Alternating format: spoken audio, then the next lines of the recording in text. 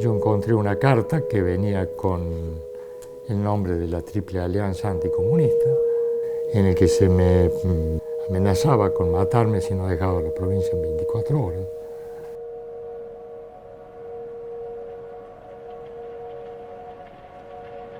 Me es difícil ahora pensar cómo es que nosotros vivimos en ese tiempo.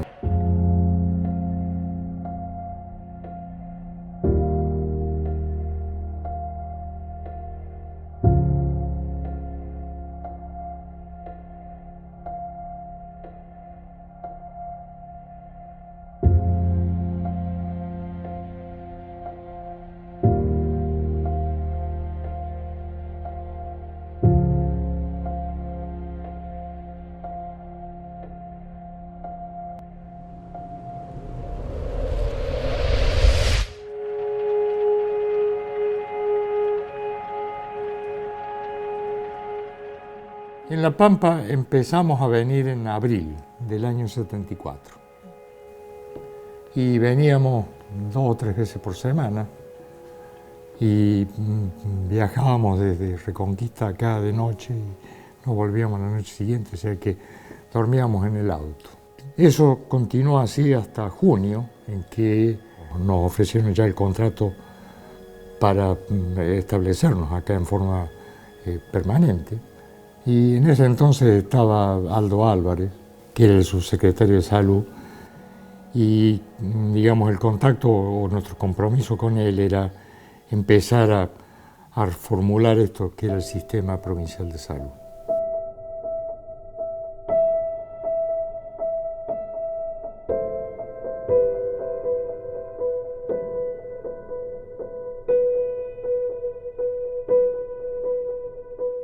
Y ya estaba instalada la idea de que iba a ser un servicio autónomo de la provincia, que iba a estar manejada por un presidente, que iba a estar el presidente y vicepresidente, que iban a ser nombrados por el gobierno, representantes de la Cámara de Comercio y el sector gremial. Porque la idea era negociar con los gremios la atención de las obras sociales gremiales a través de este sistema, cosa que nunca se llegó a concretar.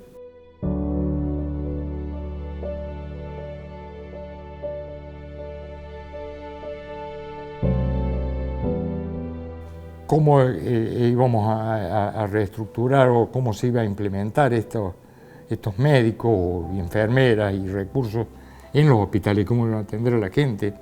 Eso fue el núcleo de la ley 610. Esa ley se presentó más o menos a mediados de noviembre, fines de noviembre. El gobierno, el Poder Ejecutivo aprobó el proyecto y lo elevó a las cámaras, a la legislatura. Paralelo a la ley 610, había que hacer una ley de escalafón, porque modificábamos todo el régimen de contratación para el hospital, porque la exigencia era de que la atención médica en el hospital tenía que ser full time, era a tiempo completo, y inhibía a la gente que ejercía ahí trabajar en otro sector que no fuera el sector público.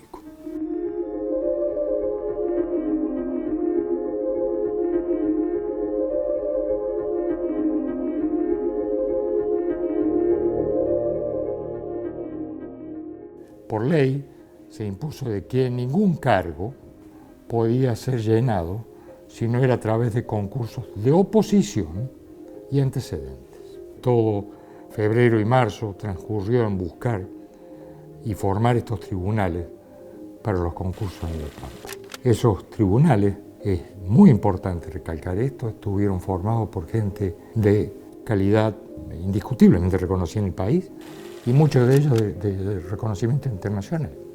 Se concursaron 270 cargos a diversas especialidades para todos los hospitales de la provincia y, para sorpresa nuestra, hubo más de 600 concursantes. Nunca pensamos que íbamos a tener tan buena respuesta. Siempre pensamos que nos iban a quedar muchos cargos por cubrir.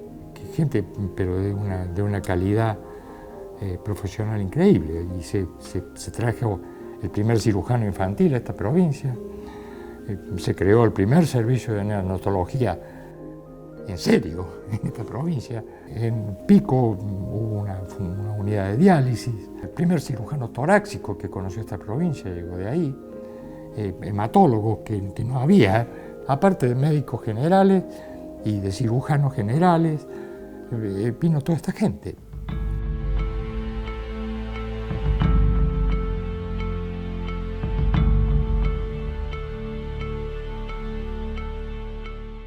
El colegio médico empezó a atacar primero con que eran todos practicantes que iba a atender a la gente. Lo más pulido de esa resistencia, lo más aceptable públicamente de resistencia, salió en solicitadas que publicaba el diario de La Arena, y salieron creo que 3 o 4 solicitadas, cuyo lenguaje era, a medida que iba pasando el tiempo, cada vez más virulento. Dijeron, y está escrito, que éramos no únicamente practicantes, pero estatizantes, comunistas, que impedíamos la libre elección de los profesionales y del lugar de atención, que prohibíamos a los médicos ejercer, a los médicos pampeanos, ejercer la medicina en la Pampa. Toda una sarta de mentiras que no tenían ningún tipo de asidero. Eso es lo que salía publicado, así que imagínense lo que se decía a nivel de rumores, desde que teníamos quirófanos para la guerrilla, y así yo creo que obviamente de alguna manera llegaron a los oídos de los sicarios que hicieron lo que hicieron después. Pero si hay alguien a quien en el sistema de salud decir fueron responsables de la detención de los médicos de esta provincia, fue el colegio médico. Es decir, los responsables intelectuales de esto, porque fueron los que generaron y nos colgaron el San Benito de comunistas, estatizantes y poco más que nos comíamos los chicos.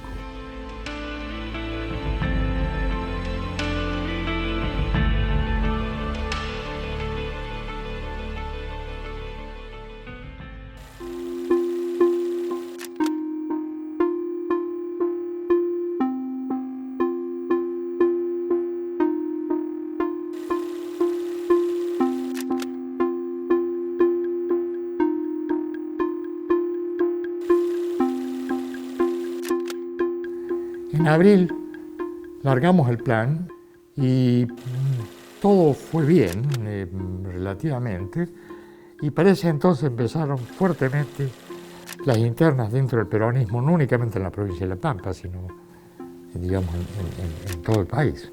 Lo resultante fue de que en algún momento de agosto el gobernador Regasoli interviene en el Servicio de Salud. Destituyen a Mafrán y a Serrano. Serrano era el vicepresidente del Servicio Provincial de Salud, Mafrán era el presidente del Servicio Provincial de Salud. Se disuelve el Consejo Provincial de Salud. Aparece este personaje Vivini como interventor. Era hombre de la Cabane, que acababa de dar el golpe en Córdoba y destituir el gobierno provincial de Córdoba. Y siendo yo hasta ese entonces todavía director de atención médica de la provincia y atención hospitalaria de la provincia, se me tenía prohibido salir de la casa de gobierno. Y de ahí para adelante es lo que pasó con el Servicio de Salud. O sea, obviamente este personaje no llegó a seguir con lo que la ley decía, sino a hacer lo que él quería, y empezó a desmantelar, empezaron las amenazas a los médicos, empezaron el no porque no porque hubiera una razón, sino no porque no, y de a poco se fue desinflando, y para marzo del 76, que fueron unos pocos meses más en última instancia, vino el gobierno de facto y adiós con todo. Comunica a la población que a partir de la fecha el país se encuentra bajo el control operacional de la Junta Militar. Se recomienda a todos los habitantes el estricto acatamiento a las disposiciones y directivas que emanen de autoridad militar, de seguridad o policial, así como extremar el cuidado en evitar acciones y actitudes individuales o de grupo que puedan exigir la intervención drástica.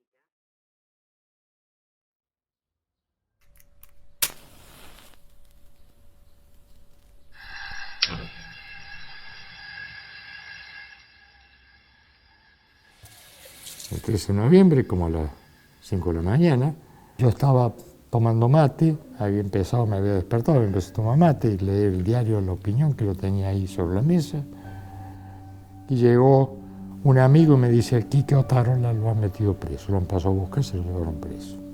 Yo ya estaba empaquetándome para salir y aparecieron en la puerta estos dos militares y uno de ellos me dice que por orden del ejército, se me detiene por orden del ejército, y el otro se dedica a empezar a husmear alrededor de la casa.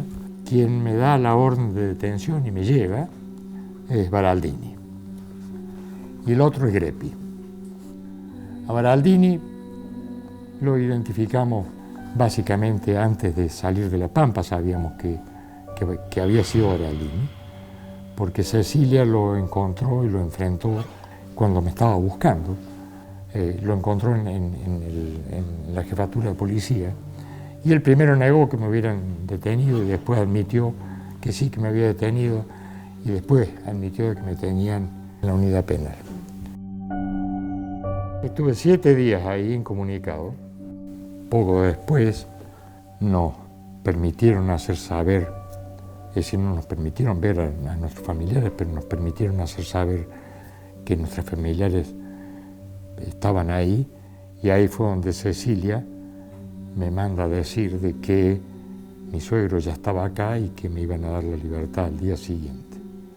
Y que mi suegro decía, que es militar, de que bajo ninguna circunstancia dejara la cárcel fuera de las horas del día, nunca de noche, que me resistiera a toda forma de que me quisieran sacar de noche, en lo cual me quedé bastante más preocupado.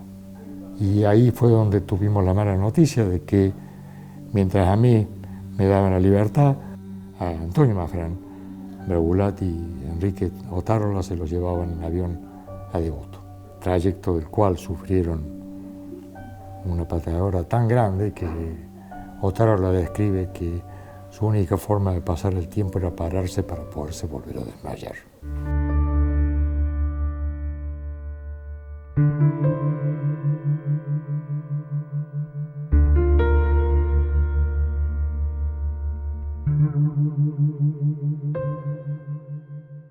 Yo tengo que dejar La Pampa, y menos mal que me hicieron dejar La Pampa, por imposición de mi condición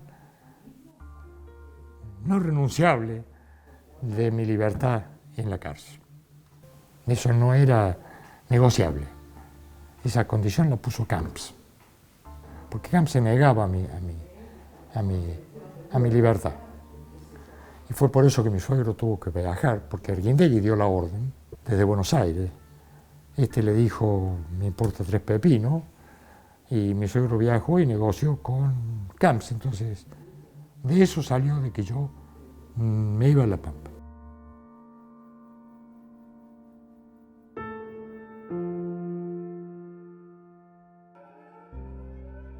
El día 21 o 22 de marzo del 76, mi suegro recibió un llamado de una persona conocida de él que tenía acceso a mucha información en el Estado y me dijo que me tenía que ir inmediatamente. Y dicho y hecho, salí, gracias a la embajada canadiense, que me puso en un avión y me hizo aterrizar en Toronto. Y estando en Toronto ya fue cuando me enteré del golpe en Argentina, o sea que obviamente esta persona sabía que lo que iba a pasar. Estando en Canadá, Cecilia me llama diciendo que, primero me llama diciéndome que han detenido a mi hermana, y pocos días después, creo que 2 días después, me llama que la han matado. Y en ese momento ya Cecilia se fue a Buenos Aires con los chicos, con los 4, y la embajada canadiense de vuelta. Así, no los puso, es decir, facilitó las cosas para que entraran en Canadá.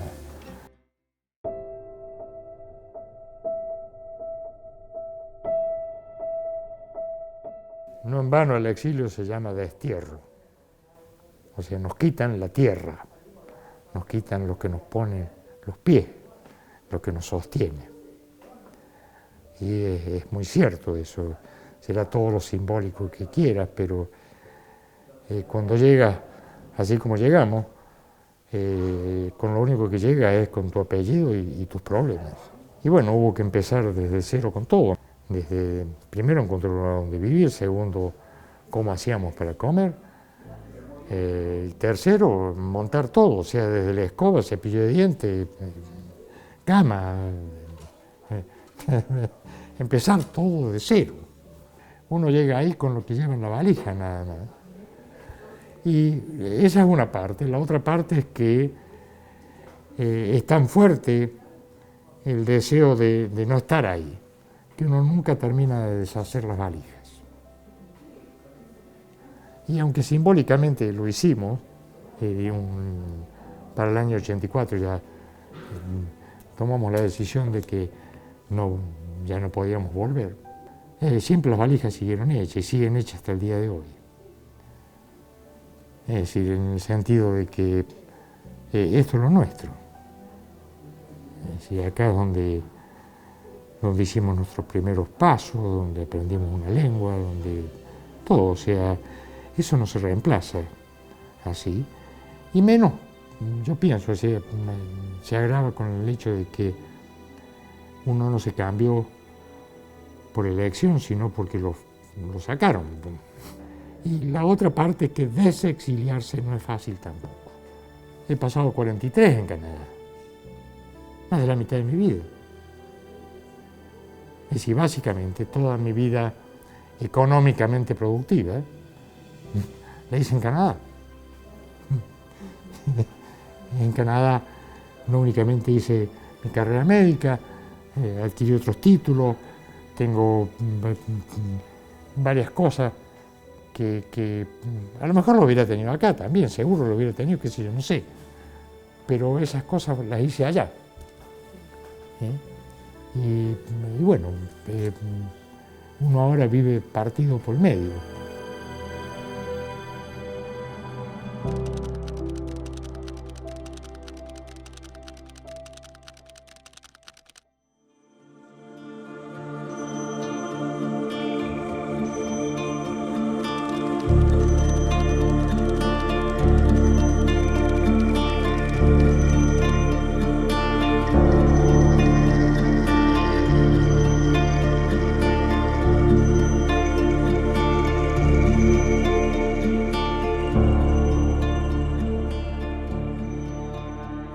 En algún momento se me propuso hacer esto por teleconferencia. Yo esperé 43 años por esta oportunidad. En el año 2006, cuando por fin se acabó la ley de la impunidad, me resurgieron las esperanzas de vuelta. Y después vino el juicio de mi hermana y ahí ya me floreció aún más la esperanza. Y el arbolito siguió creciendo cuando fue el juicio anterior aquí en La Pampa. Y no porque me tocara a mí hacerlo o no hacerlo, sino porque vi que toda esta cuestión de los derechos humanos en Argentina empezaba a tener un sentido. Y que en esta cuestión de los derechos humanos hay varios aspectos. El aspecto más chiquito es el de la justicia. El segundo aspecto es el aspecto de la memoria, que tenemos que hacer todo lo posible por preservarlo. Y el tercer aspecto es mantener la memoria en los que vienen para que esto no se repita. El que haya justicia o no justicia no quita que la parte de la memoria se haga.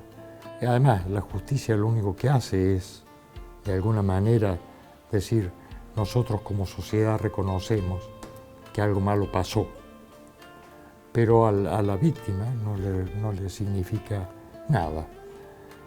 Y que parte de la cura de esta cosa que llevamos dentro es poderlo expresar. Sobre todo si lo expresamos en un ámbito en el que fue donde las cosas nos ocurrieron. Y más aún si uno lo hace de cara a cara con quienes lo cometieron. Y por eso fue mi insistencia de que yo no lo iba a hacer por teleconferencia, básicamente por una cuestión egoísta mía, de que yo necesitaba la cura. Y el resto sí, es por convicción política o ideológica o lo que fuera, de que esto es necesario que se haga público. y que mientras más gente lo sepa, mejor es, y que mientras más claras queden las cosas, mejor es, porque el peor castigo que le podemos dar a todos estos perpetradores, todos estos sicarios, es el que sabemos que son sicarios, que a nosotros no nos pueden contar cuentos, que nos pueden decir, como Baraldini dice, vivíamos en una provincia de paz. Nadie se quejó durante mi mandato. ¿Qué? A mi hermana no sabemos quién fue el que la mató. No sé quién fue el que la mató. Pero en este momento el hecho de conocer su nombre ya como que no importa. Porque por fin dejó de ser, murió tratando de escapar. Me mataron bajo tortura. Y eso quedó bien establecido. ¿Quién fue? Si fue Pepe José o no. No, fue este régimen. Porque esto no es un problema de personas. Esto es un problema de una concepción ideológica de la sociedad. La sociedad se dirige así, con autoritarismo, metiendo miedo, y de esta manera disciplinamos a todo y se hace lo que el patrón manda. Volvemos a la época de la esclavitud.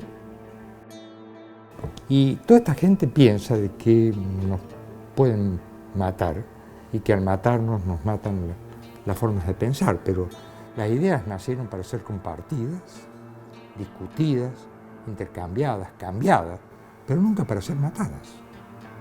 Es decir, podemos matar al portador de la idea, pero no la idea. Y mientras más compartamos las ideas, más proyectos hay. Eso para mí es muy, muy, muy claro. Y por eso vino.